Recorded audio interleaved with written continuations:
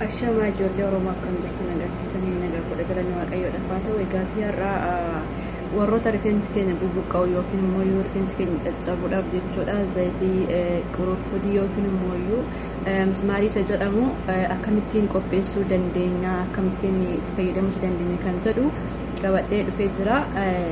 Isa tokkoffaa irratti zayitii ani yeroon zayitii kana hojjedhu zayituuniidhaan zayituunii warri hin jaallanne immoo zayitiidhuma yeroo kan itti fayyadamtanii fayyadamuu ni dandeessu jechuudha. Viidiyoo kana egaa xumuraatti ilaalaa akkamittiin akka itti fayyadamuu dandeenyu fi akkamitti akka qopheessuu dandeenyu irraa hubattu jedheetiin yaada. Gaafii kan qabdan immoo koomentii jalatti naaf barreessaa. Gamanumaan gara viidiyoo itti aanutti dabarsa jechuudha.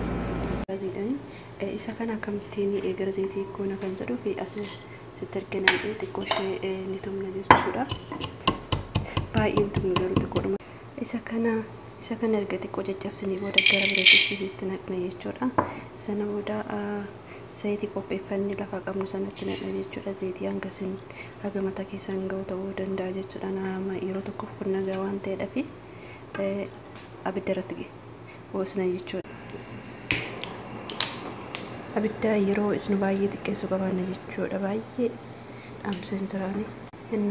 Baay'ee xiqqeessuu qabaanna saniin booda irra keenya hanga murtaa'aa ta'e tokkoof abidda irra keenyee booda daqiiqaadhaan akkasuma warraasina. Maaliif qurufudii kun akka keessaa nuuf ba'uuf jechuudha. Gara zayitaatti akka nuuf ba'uudhaaf ni warraasina. Erga akkanatti ho'ee jedhee hoomicha yaasa jechuudha. Kuma isaatiif erga inni hoomichaa isaan immoo irraa kun lafa goona. Erga inni qorree boodatti meeshaa ittiin dibachuu dandeenyu sanatti naqannee yeroo miicachuudhaaf kaanu daqiiqaa 30 hanga turutti rifeensa keenya irra tursina jechuudha. Keessa isaa dibachuu qabaanna yeroo dibannu. Sana booda garuu jijjiiramni guyyaa tokkoon hubachuu danda'a. Haga ture yookiin ji'a tokko yookiin ji'a lama wanta akkasitti jijjiirama arguu dandeessu jedhanii yaadanii gama keenyaa kan fayyade kanaadha. Galatooma. Akkuma argitan qurufudiin amma gurraachaa jira jechuudha. Gubati keessa bahee jira. Irraa buunee lafa keenyaa jechuudha.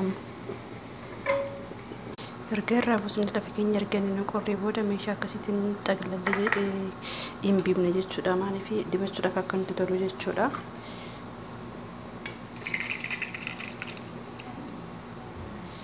Erga akkasitti hin biifne booda gara meeshaatti dibachuudhaaf nuti tolutti dabarfanna.